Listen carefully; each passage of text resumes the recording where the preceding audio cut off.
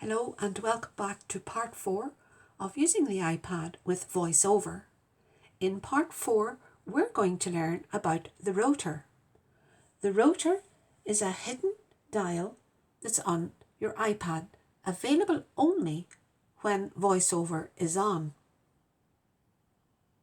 The rotor allows you to cycle through available options and settings. For example, say your VoiceOver is reading much too slowly or much too quickly. Then you can adjust this setting by using the rotor. So let's have a look. I've got to imagine an imaginary dial on my iPad and turn the knob. So what I'm doing is I'm putting my thumb down on the iPad and twisting my thumb and first finger just on the iPad. There is no dial, so I've got to imagine one as I do this. Characters, words, speech rate. What I like to do is use one finger around another. Reminder, sounds, containers, headings, characters, words, speech rate. Speech rate. I now want to increase my speech rate. 100%, 100%, 95%, 100%, 95%. 95%. Now I'm going to navigate my screen. Photo booth, settings, newsstand, item store, game center, app store, game center, item store, newsstand, settings. So with my speech rate turned up much faster, it navigates more quickly. It speaks more of what it's saying to me much more quickly. And a lot of our experienced and advanced iPad and iPhone users will have their speech. Actually, they have the settings so high that sometimes it's very difficult to understand it. If you're ever listening to them, I don't know how they understand half of what they're hearing, but they use it for their messaging, they use it for navigating their webs, for their home pages, for everything actually. And they're able to determine what the speech is reading out. So here we go. Music, I translate for Kindle, app store, game center, item store, newsstand, settings, photo booth, reminders. However, we would like to turn that speaking rate down. So back we go to our rotor again. Volume, sounds, containers, headings, characters, words, speech rate. Speech rate, and now I'm going 90%, 85%, 80%, 75%, 70%, 65%, 60%. So what I'm doing here is I am swiping down with one finger on the screen. And as you're hearing the percentage being lowered, I'm doing that. That's a result of every time I've swiped my finger in a downward motion on the screen, then that's what's doing, because that's what I've selected.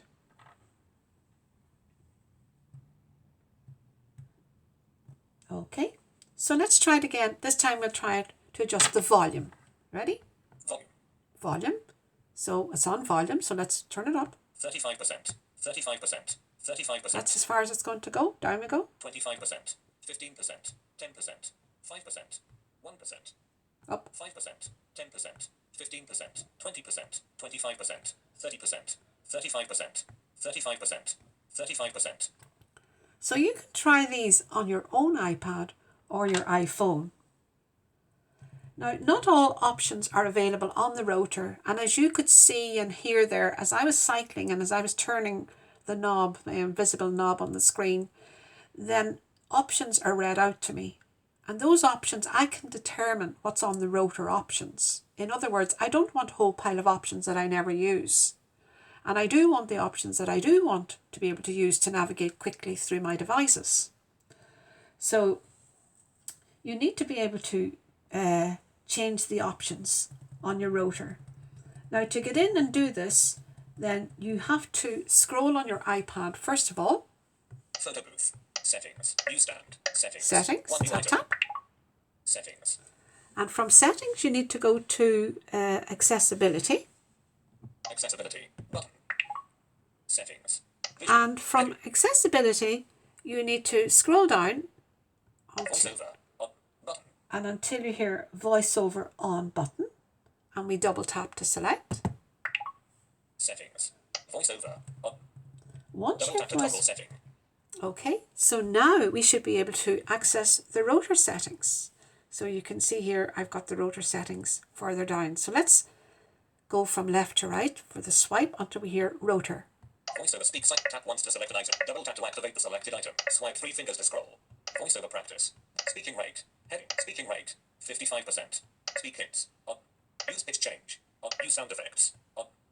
VoiceOver. On. VoiceOver. Oh, sorry. Double. Voice. Speaker. Use sound effects. Use compact voice. Braille. Button. Rotor. Button.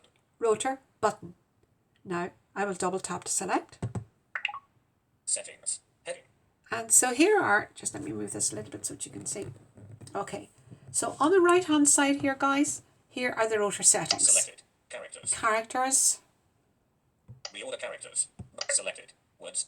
Reorder words. Button. Sorry, let me just see if I can organise this a little better for you to be able to see. Then drag to rearrange. Lines. Reorder lines. Selected. Speech rate. Reorder speech rate. Button. Selected. Volume.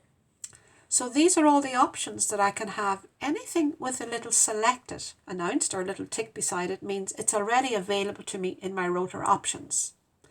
Now I just want to give you a little piece of advice here.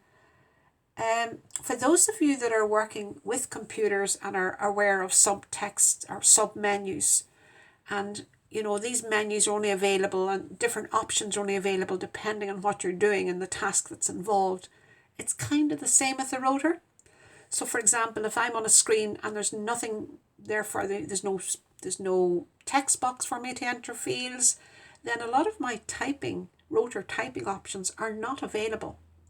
And they would only be available when I'm ready to type, when I'm using my notes, when I'm using my search lines in web pages and so on.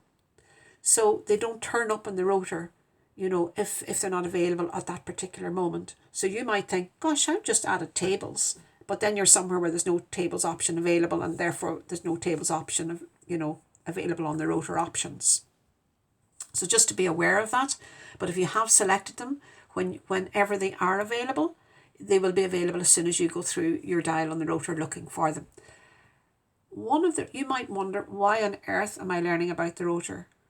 The rotor has all these really, really good navigation features. Things like, navigating the web pages by either headings or links. In other words, you don't have to sit there and listen to it reading absolutely everything. You can actually jump through website results, website pages just by the headings and then read whatever the relevant information is, rather than having to sit there and just wade your way through a lot of information. It's also a very quick way of, and again, guys, it depends on websites themselves. If they've been developed and buttons have been labelled correctly for screen readers and so on, then you can navigate very quickly through websites. Just if you know there's a buy now button, for example, you can just jump through a lot of tabbing just by changing to the button options, swiping up and down and so on. And we'll learn how to do all of this as we work through these rotor options. So anyway, here, let's have a little listen at some of the rotor options that are available. Reorder volume. Punctuation. Reorder punctuation. Selected. Sounds. Reorder sounds. Selected. Reorder search fields. Selected. Reorder buttons. Hints. Reorder hints. Handwriting. Reorder handwriting. Button. Selected. Containers. Could you hear the difference as I'm coming down? Selected. Containers. So if it's saying selected, then it's already selected for you. Okay? If it's not selected, or if it is selected, here's containers selected. If I want to deselect that from my rotor options, I would just double tap. Containers. And you hear the chirp. So if again, I just swipe up. Reorder handwriting. Handwriting. Swipe again. Reorder handwriting. Containers. Not selected, but if I double tap, selected. It puts in a chirp, and it tells me also that it's now been selected. I'm going to swipe again to the next option that I want on my rotor. Reorder containers. Selected. Headings. Selected headings. Now I really do want headings selected because as I'm working with web pages, then my headings on the rotor are going to be very, very useful for me. So this is how you can add options to your rotor. And I want you to practice using the rotor on the home screen and on different screens as well. And we'll do that. We'll take a look at that in part 5 of using the rotor options with different applications. So thank you for watching, and remember to keep practicing all the different gestures.